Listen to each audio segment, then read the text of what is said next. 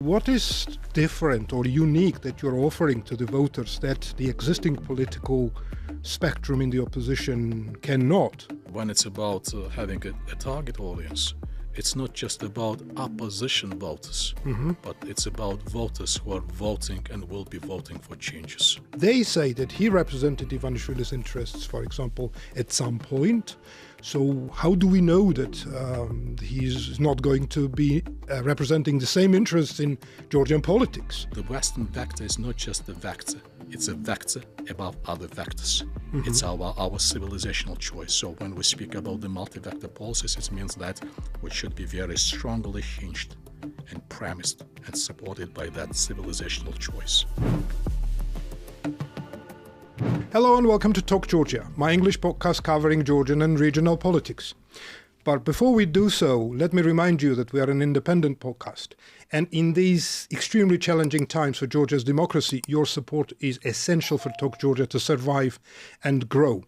You can help us by subscribing on Patreon, or if you like an episode, you can always buy us a coffee. For sponsorship and other ways of support, please don't be shy to get in touch.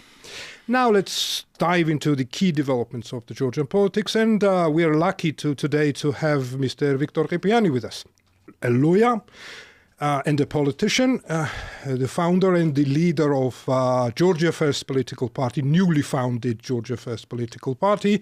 Mr. Kipiani has practiced law, I would say 3 decades already. He's one of the most respected lawyers in this country. At one point, he even represented interests of Mr. Ivanishvili in the international courts and in Credit Suisse case. Credit Suisse case. He also chaired GeoCase, a rare think tank that focused on regional and I would say geopolitics, regional politics and geopolitics. I'm extremely flattered to have you on the show, Mr. Kipiani, and let's get started. Mr. Rukhadze, always a pleasure to be with you. Always a pleasure. Thank you for inviting and for making this conversation as cozy as possible. Please don't call me Mr. Just Victor. All right, let's get started then. And although, by the way, when I hear when someone says about me, a politician, sort of, it makes me to shrug. Yeah, that's something new, but you will get used to that. It's a new cloud. It's a new cloud. Yeah. Absolutely. And yes, we'll be talking about Victor as a politician, because, I want to remind our audience that exactly a year ago, we recorded another episode when we had Mr. Kipiani here as in the capacity of an analyst. And if you're interested in his analysis of the Georgian and regional politics, I seriously recommend watching that episode, which the link you will find in the comments. But now what we'll do, we'll concentrate on his new party and his vision for a political vision for a better Georgia, obviously. I already mentioned that you practiced law, you chaired and led a think tank, you had all the connections and I would say resources to go into active politics whenever you wanted, but you never did. But what made you persuade now that that's the right time to go into party politics, to start a party? Why now? Yes, it's about the evolution. Just another question. Basically, I know that you had a founding congress a week ago where you were elected as the party leader. Correct. So what are the challenges that you had already faced or might be facing in now and in the days and years to come? Good. The Giorgi, to your first question, I mentioned the evolution, and that's the right word, which is quite typical to my life. It's always about the evolution, never about the revolution. Although nothing wrong with revolution when it's about revolutionary mindset changes, that's something which we so badly require these days. And when I mentioned the evolution, the setting up a political party, I've never been obsessed, with setting up a political party. That's not the must. But obviously, there are some dynamics or some internal requirements which require you to set up mechanics to get a better traction. for your supporters, for your potential voters, and for spreading your word of mouth. And that's perhaps one explanation. And then another explanation, not continuing beating around the bush, just spreading your ideas or spreading your views, but having an impact. You have to have a legalese. And that's legalese. The only available legalese by Georgian legislation is setting up a political party, having an impact, having a say, having a better say, having a more articulated posture, and that's thus having an influence, hopefully, on an outcome of political process. Yeah, we did have a founding rally on the 28th of June. We already submitted an application to the respective registry on July the 3rd. We're expecting a result, and as we frequently joke when we gather together, in this conspiracy environment, which we witness on a regular basis in Georgia, having a positive outcome or having a non-positive outcome, it depends, which is more acceptable, which is more optimal or more rational. But nevertheless, we're in the process, we're on the way. We are very much happy that the founding rally turned out to be very successful, very much down to the earth. It was very formalistic and very much business-driven and business-minded. And I think, that, again, portrayed us in that pattern which we're pursuing for quite some time already, being business-minded, being pragmatic. We call ourselves a political startup, and we will continue to be political startup. But startup, it's not just about a new entrant, but it's about keeping a culture of open-mindedness, collegiality.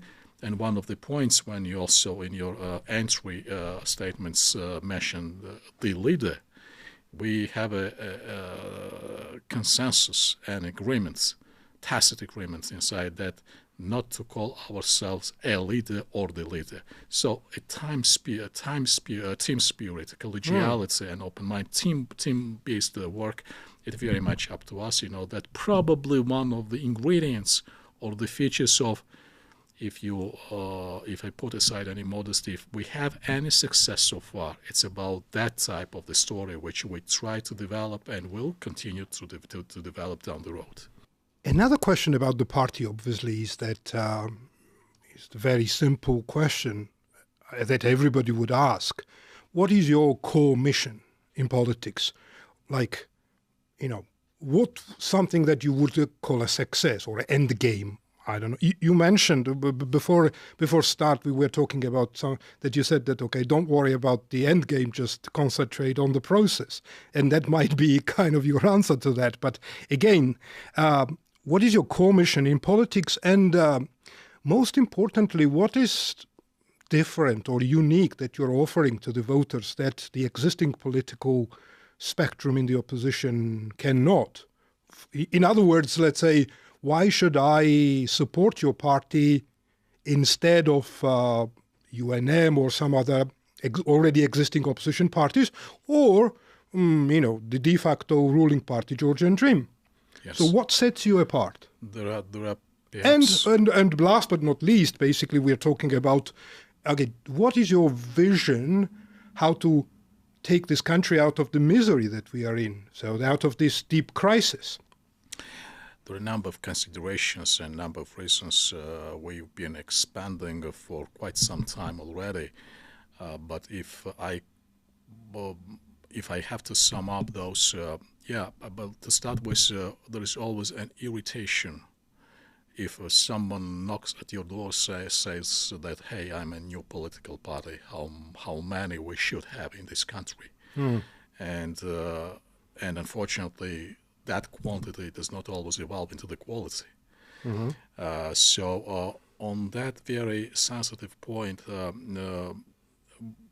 with all the modesty towards ourselves and with all the respect to others who have been existing and operating on the Georgian political landscape for decades already, we also see that there has been quite a substantial disconnect of the society on one side and of the political parties on another side. A culture of political partisanship has been quite compromised. And there is nothing wrong about personal relations. It's about the pattern. And that pattern has evolved into sort of, keeping an exclusivity domain over that landscape. And sometimes it looks to me that that pattern feeds and sort of, sits very much and fits in very smoothly and very neatly into the pattern which Georgian Dream suggests. And when I look at the opposition landscape, again, with all my respect to certain individuals and figures, it looks to me that we're just seeing, one and same coin, but with two sides, and each side replicating each other. To different scale, to varying scale, but nevertheless, sometimes the pattern is the same. And that pattern is about the leadership, that pattern it's about personifying politics. That pattern it's about seeing yourself in the first place in the process and not putting the process above yourself. So that perhaps a bit of sort of, warming up when responding to your question. Another issue that for restoring that public trust, perhaps we also an additional incentive to call up for new entrants. That those new entrants, political startups, and Georgia Fest is not just the only one among them, is not having that very I won't be saying toxic, but complicated heritage. Which sometimes, again, messes up the situation and plays into the hands of the propaganda and of the ruling party. The next point, I very much run away when I'm asked about ideology.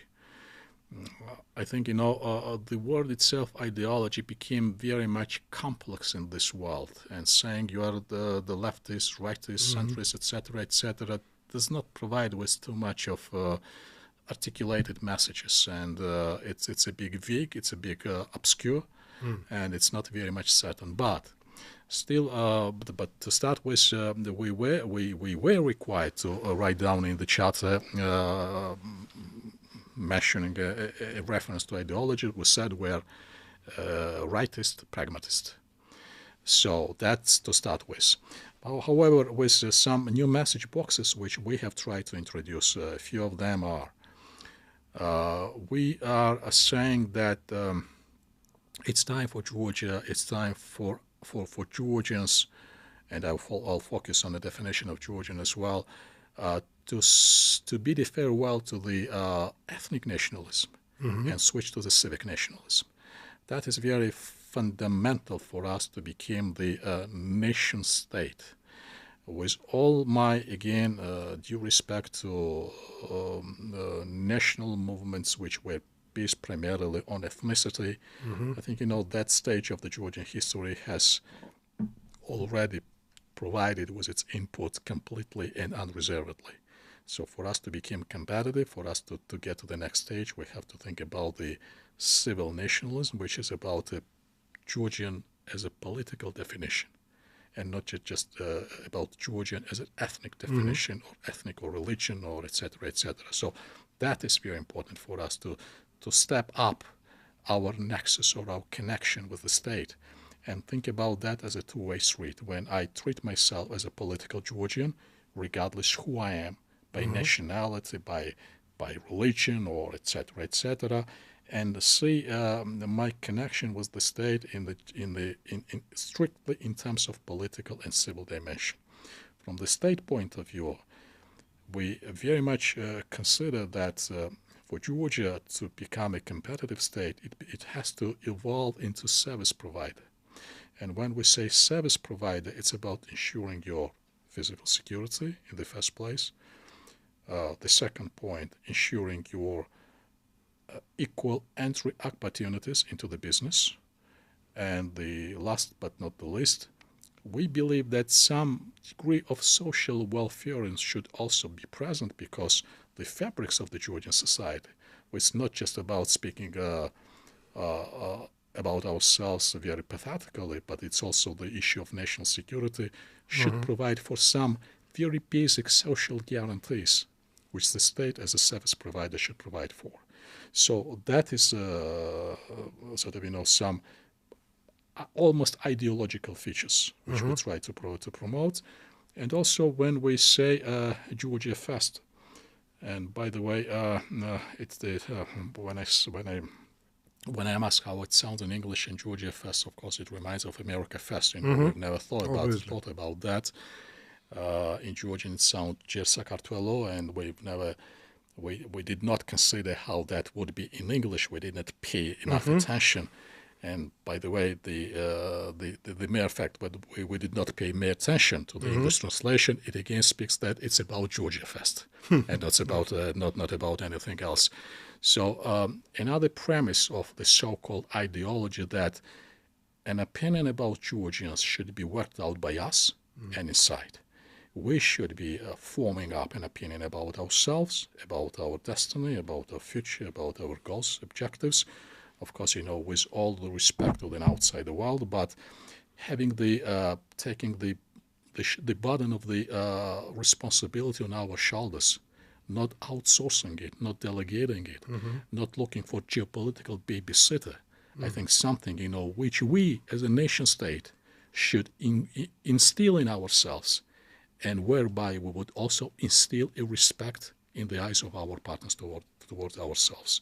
And the last but not the least, and I will stop here, the few other issues, because we have presented to the audience the different conceptual views on defense, security, economy, etc., etc.,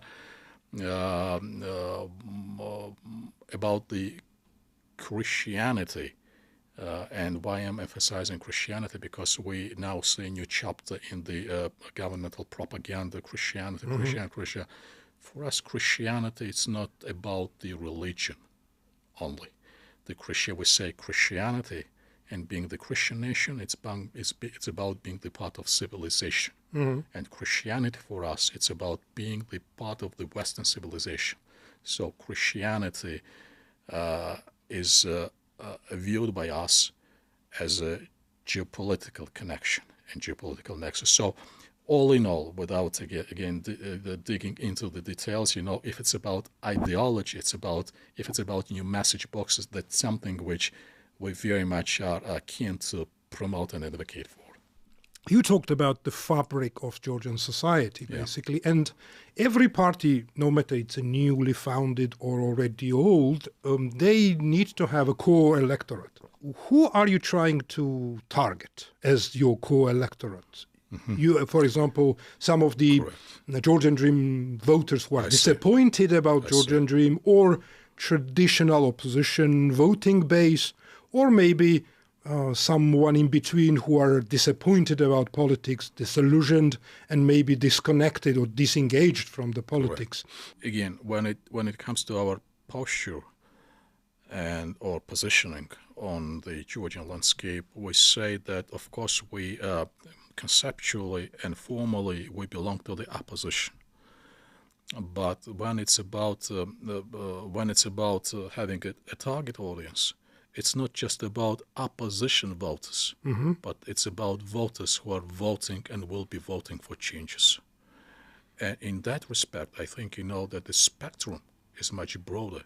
It's not just about an opposition flank, but it's about disillusioned voters for Georgian Dream. Those who've been disappointed, disillusioned, abandoned, frustrated, betrayed, in a way. And I think that that spectrum is much broader. It's much wider. It starts from as a consequence of failed expectations of elections on the Oktoberfest 2012, and then it picks up, adding some other layers of Georgian society, which is the Georgian middle, which are the Georgian technocracy and Georgian businesses. It's just about Georgian layman, who wants a predictability, a certainty, and continuity. So, and I think that's that. We don't pick up. we're not doing, the cherry picking, but we're saying that if we're voting for changes, it's about much broader audience than just very peculiar or very particular. And to continue the conversation, well, there are some people around me who have kind of question marks over how independent you are. Let's say, for example, they say that he represented Ivanishvili's interests, for example, at some point. So how do we know that he's not going to be representing the same interests in Georgian politics, for example? Or how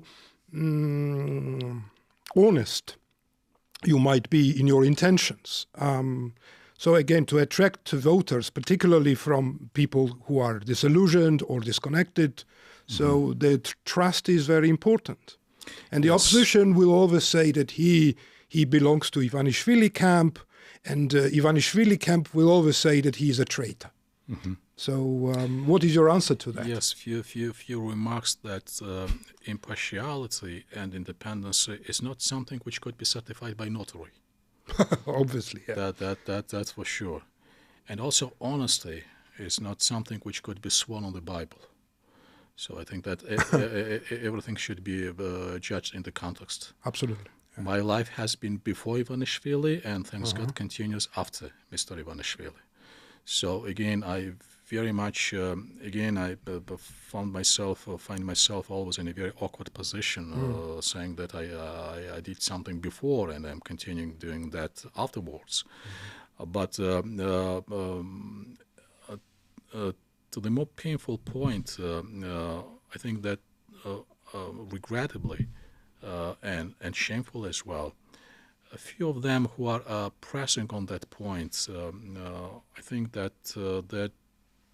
they're doing the same, they're replicating the same pattern as Georgian Dream does, which is about conspiracy, which is about throwing away out accusations with no evidences. And I think, we see the same culture which is about ruling or sort of, bringing accusations without having any foundations, any grounds for that.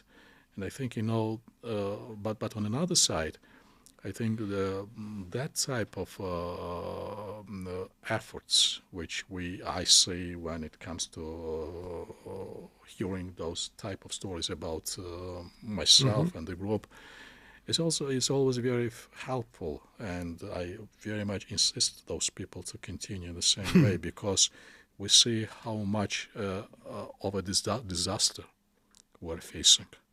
And when we've started this conversation about opening a new chapter in a political life, introducing new entrants and cutting off with that toxic and controversial legacy of the past and of the present, it's exactly the culture.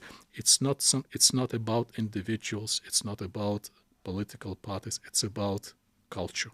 It's about malign culture. It's about very toxic mindset, and it's the same phenomena which we're experiencing on my case and on the case of Georgia Fest. But nevertheless, I very much encourage them to continue because it's a reality show, and they again remind us on a daily basis that we have to apply maximum of our efforts to cope with that challenge. Let's distance ourselves a little bit from the present or nowadays situation where, well, let's face it, it's been already for at least few years that the opposition was challenging Ivanishvili, who captured power illegally. And let's face it, Ivanishvili is firmly on power, or at least it seems so. Again, of course, that time you were the leader of the analytic team, basically advising some of the politicians. Maybe I remember meeting some of them together. But let's assume, if you had set up your party years before, like 3 years ago, and if you had been a leader of the opposition or one of the leaders of the opposition, what would you have done differently? Of course, I mean, or maybe what were the fundamental mistakes, in your opinion, that the politicians made, that we are in this situation now? Because to getting out of this situation probably will require common effort. I mean, no matter how successful Georgia first is in the coming months and years, and I wish you all the luck, obviously, to push Ivanishvili out of power will require certain coordinated actions of the opposition groups. Yeah. I'm not exactly sure what I would be doing, say 3 years ago, but what we're doing today, and I think that being conceptually the core of our political philosophy, if you will, that doubling down on conciliatory vocabulary. I think that's something which even though being blamed to be Trojan horse, etc. I think that the new level of Georgian politics, when you speak about inclusivity, when you speak about improving without worsening, and that's I think very important for to be to introduce results-driven politics, and not just creating tempest in a teapot. Creating a tempest in a teapot does not always translate into voting accountancy. I keep saying that Georgian Dream is not a political party. They're not bound up by conceptual or by some ideology, etc., etc. And it's not even about rank and file, but the key beneficiary, they're bound out by access to resources. That's what drives them primarily. If those resources are gone, I'm pretty sure we would witness a completely different situation. But when it comes to, say, relatively mid or lower levels of their supporters, the so-called status quo loyalists, I think that providing them with the comfort in terms of suggesting that those changes are changes in their favor only, also. It's not about political vendetta. It's not about worsening their situation. It's just pulling them from the shores of the Georgian Dream to the shores of those voters who are for changes, not just for opposition, for changes. I think, that should be a different, not just vocabulary, but modus operandi. It's about co-participation. It's about co-ownership. It's not about winner takes all. It's not about kicking out others at the expense of someone else. So I think, that type of inclusivity, when everyone sits its own place and no one is feared about change, because fear of changes triggers a resistance. So if we try somehow to alleviate those concerns, those fears, I think changes would be quicker, imminent, and much more result-driven and productive. So that is probably an additional political methodology or toolkit which we try to pursue to the best of our efforts. So you mentioned very interesting thing that everyone should sit in their place, or there should be the place or room for everybody in this politics. So where do you see Ivanishvili's room in the politics in the next years to come? It's not for someone to say. It's for the politics and for the law to say. For example, when recently we have produced, I think, a very interesting paper on the justice reform. And not to be boastful, it speaks about reconstructing the system without provoking that fear for the existing justices. And we said that improvement should take place, but not at the expense of vendetta, not at the expense of political vendetta. That does not mean that those who are culpable and responsible for criminal actions should be prosecuted, but should be prosecuted by reconstructed justice in the environment of rule of law. So I think, we should, whether it comes down to Ivanishvili or to anyone else, I think, a better Georgia, a proper Georgia, let's put it this way, and a proper system, both political and legal system, should have a say about personal destinies, not me, Victor Kipiani, or not you, Giorgi, Rukhadze, or someone else. Interesting. Again, we are talking here about political battles, the parties, dramas between the opposition, or maybe between the Georgian Dream and the rest of the opposition. But I think that the majority of Georgians don't care about that. They don't care about geopolitics, they don't care about even justice system. What they care about simply is better life. More secure. They want more secure jobs. They want higher salaries, lower prices, a better education, better healthcare. You name it. So, what is your party's vision for Georgia's economic development? Yeah, because this is what ultimately voters care about. I'll sure respond to your question about economy, and still it was a caveat that we won't be able to go into the details. And by the way, a respective paper has also been published on the economy. But another challenge for us, for Georgia Fest, was appreciation that everyone cares about his personal destiny, is to explain that addressing everyone's personal destiny, it's not just a waste of time, but non-productive. So it's about changing environment. It's about changing rules of the game. It's about switching to different standards and different criteria. And that's quite a challenge, because when we had consecutive meetings with different audiences, we had the same question: what about him? What about her? Etc. And that's been very challenging job for us, and sometimes very hazardous. And probably it's not, perhaps to some extent politically, it's not attractive, because how much we could lose in terms of voting accountancy. It has to be seen. But that's been our fundamental choice, that if we are to enter into the politics, we have to vote for a framework, rules of Georgian politics, changing the framework rules, and speaking about introducing criteria, standards, without personalities, without sentiments, without mystification, without sacralizing the Georgian past and entering through the sacralized and mystified Georgian past into the future. Again, it's about the rules, and once again the rules.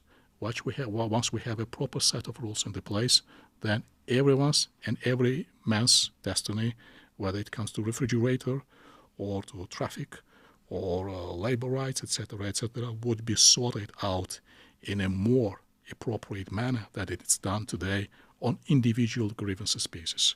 That is very important, and it's hard to explain, because people expect, direct response to direct cases.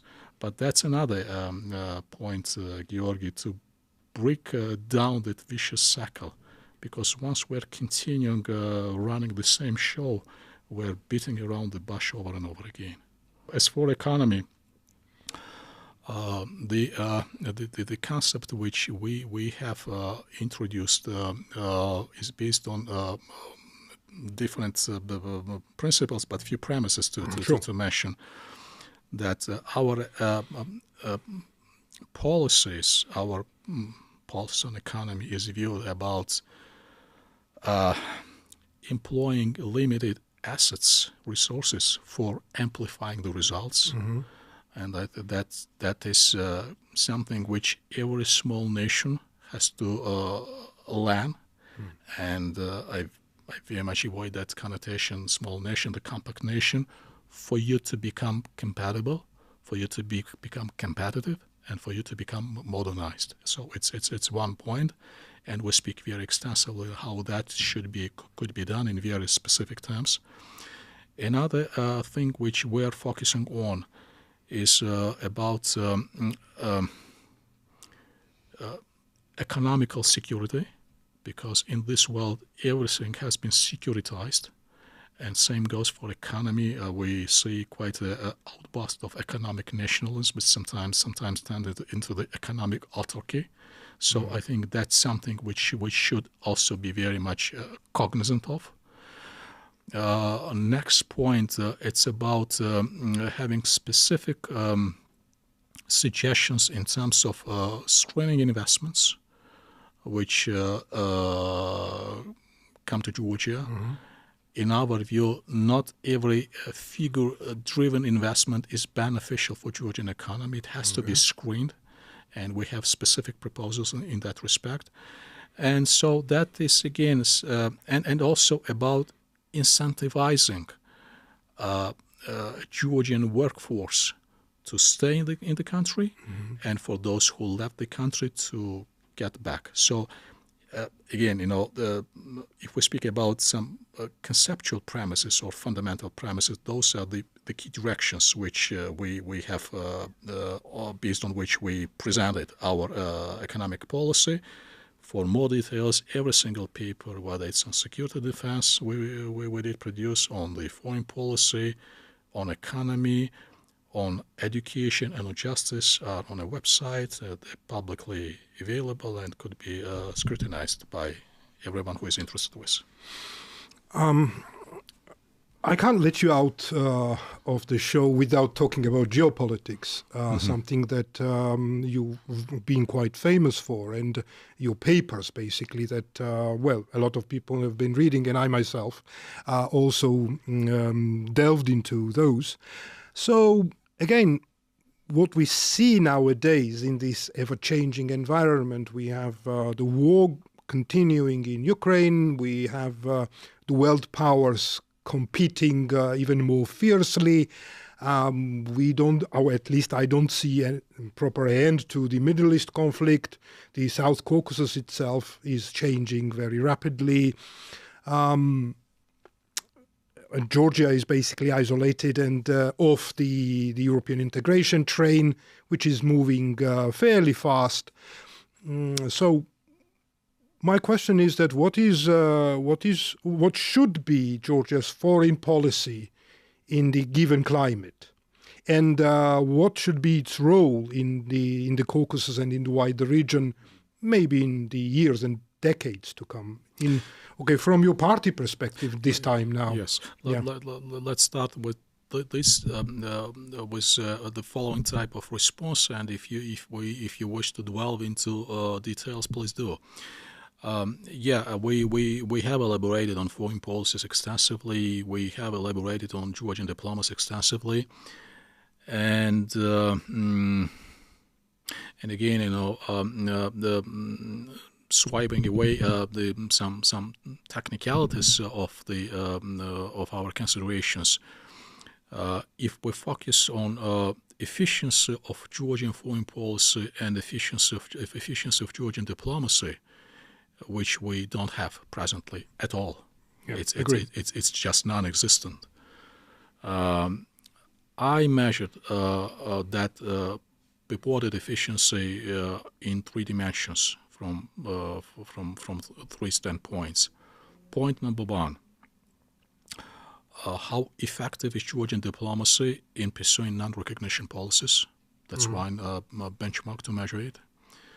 The second benchmark, I already mentioned investments, and I very much, in this very egoistic and very mercantilistic world, I would also value efficiency of Georgian diplomacy in figures, how much they're successful, producing very concrete results for a Georgian layman, for a Georgian average citizen in terms of bringing investments. And if you ask me how I would be measuring efficiency of different diplomatic posts.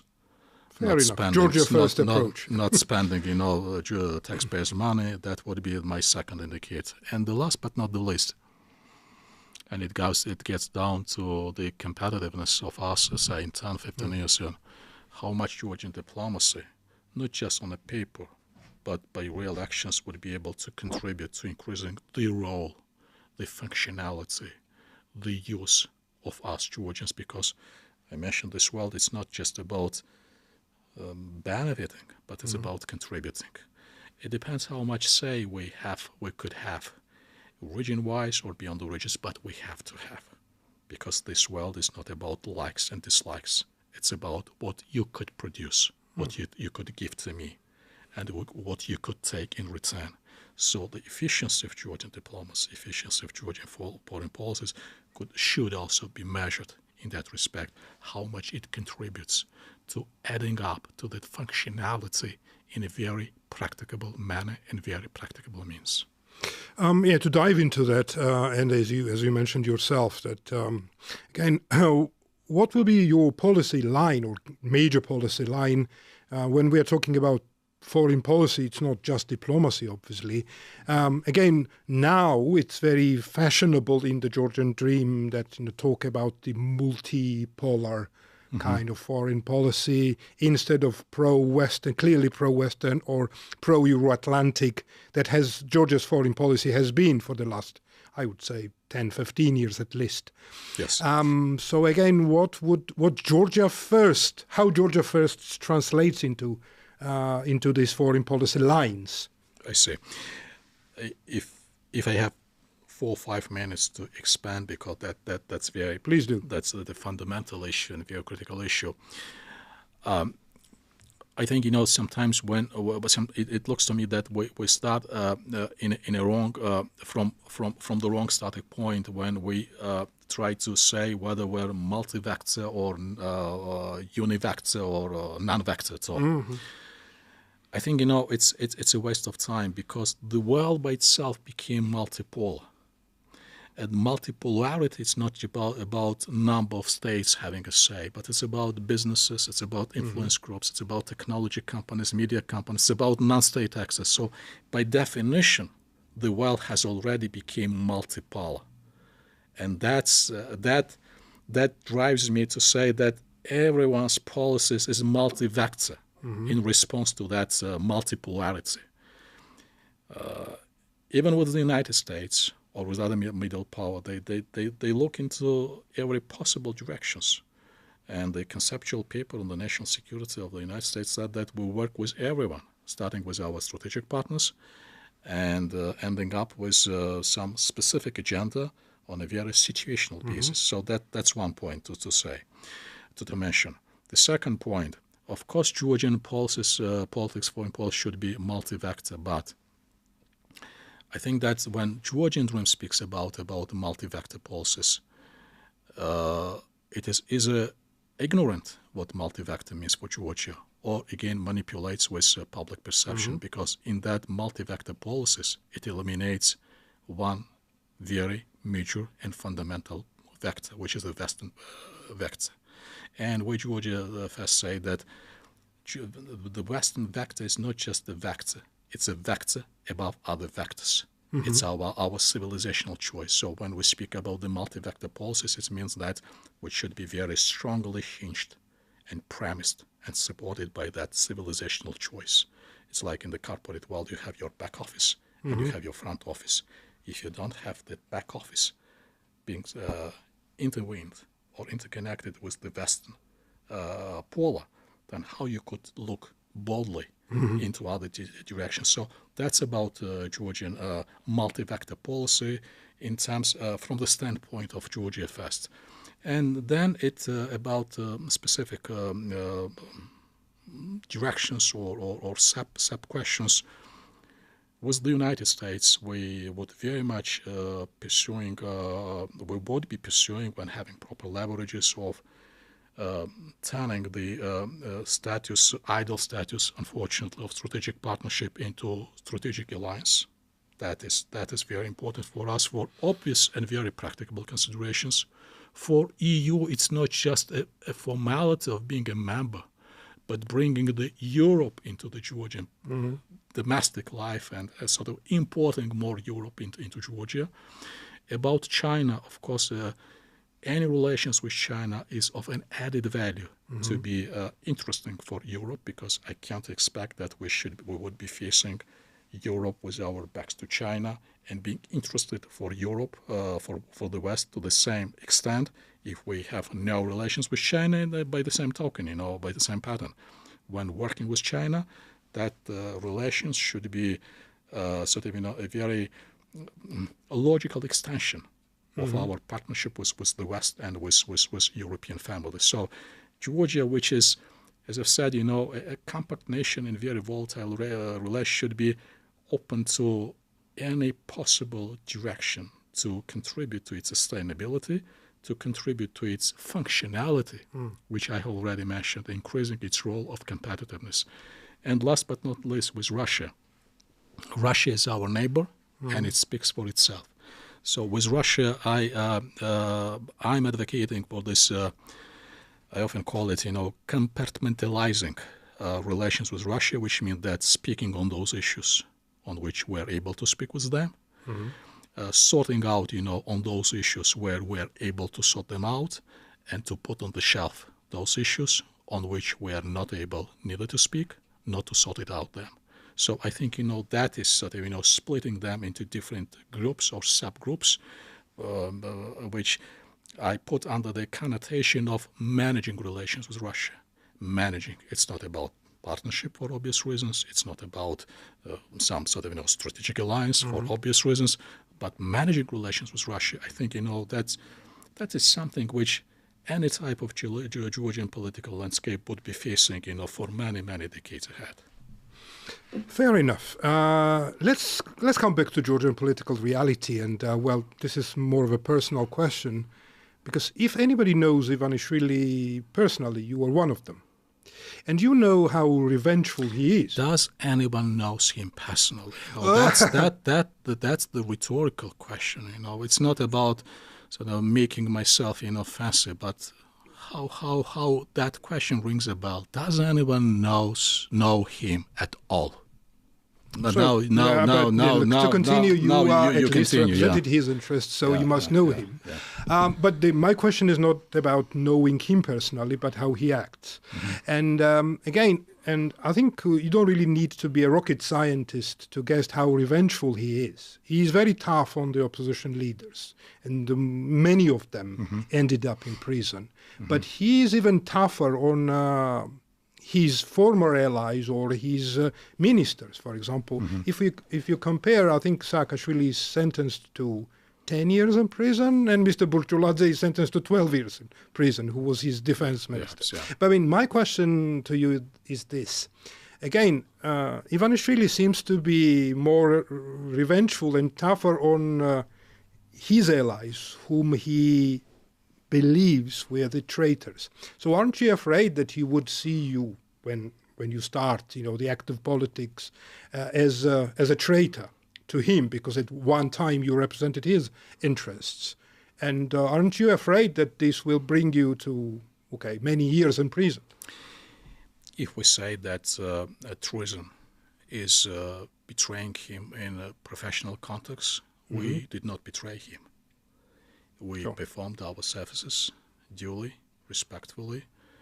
And you won the case, after all. And we have produced quite obvious results. So that's in relation to sort of, one-dimensional definition of the treason or betraying him. Now, let's switch to another. If we say that Mr. Ivanishvili equals Georgia's national interests, and betraying him, I'm just trying to understand, to decipher, what treason means. No, we did not, and I did not betray Georgia. I did not betray Georgian people, and I did not betray Georgian national interests. So I think that I know that it's not your question personally, but it comes, from that side of the propaganda, who unfortunately and shamefully, not unfortunately, but shamefully, they personified Georgian statehood, the so-called statehood, because what we see, it's not even the state, it's just geography, with some, questionable influences flying in and out. So they have so much assimilated, combined the personality with the state in their own perception and with the national interests. Of course, if you ask some of them, yes, I did betray him. But then my question, to what respect? To what extent? In what degree? And of course, there is no cohesive response, which comes as a result of that sort of, counter question from my side. But that's the reality. That's reality when we came to the point that having sort of, a passion above the law, or above everything, could be assimilated or could be absorbed into the definition of betraying, treason, etc., etc. That again reminds us that although we've changed the map, the color on the world map, but still we live in the Soviet Georgia. Still we have many our compatriots as a Homo Sovieticus around us, and that's another challenge to cope with.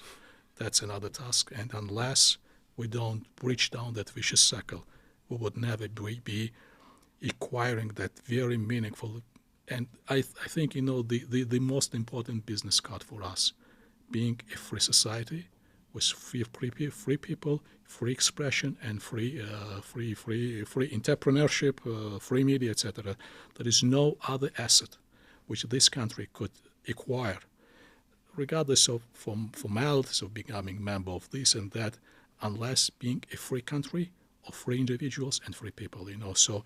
And that disease and that illness of associating and throwing everything into one basket again reminds us that we are in a very dire situation, unfortunately, regretfully, and again I repeat this word, shamefully for us. Let's look ahead. If Georgia First succeeds as a political party, and I already mentioned that I wish you all the luck, and if we would be recording this interview after, let's say, 5 years, I know there's a lot of time, what would success look like for the party and for the country to you? Success would be, in 5 years' time, having a completely healed nation, back to the normalcy. We are not pretending to invent something which humanity has not invented so far, but having just a normal and adequate environment for people to be born in this country, to live in this country, and to live for a long life. That would be probably the best indicator for getting back to the normalcy, as I always say, that for anyone who is born in this country to be proud of not just holding the Georgian passport, but getting out of the street, going to his work, getting back to home, it's just breathing the freedom of the life in this country as freely and unreservedly as possible. So I think it's probably it's a bit delicate response, but conceptually and philosophically, everyone comes down and boils down to individual well-being. So the individual well-being should be the best measurement of this country, providing with that environment which every country is bound to provide for. We exhausted our time frames, but before we say goodbye, anything to add to the podcast? Just one point, and not to please you, that how important is the job which you do. Unfortunately, in these times, any type of such activities became equals to sort of heroic activities. But Sadly, yeah. I think that we have to remind ourselves that we have to encourage each other's efforts and keeping those islands of freedom unless and until. And I very much believe that unless and until is not very far away from us, but it's coming down. It's coming down. Thanks a lot for sitting down with me. Thank you. Thanks a lot for watching us and listening to us. Please support Talk Georgia by subscribing on Patreon, or buy us a coffee if you liked this episode, or at least subscribe to our YouTube channel, which also helps. And don't forget Spotify if you prefer listening, and I'll see you next week.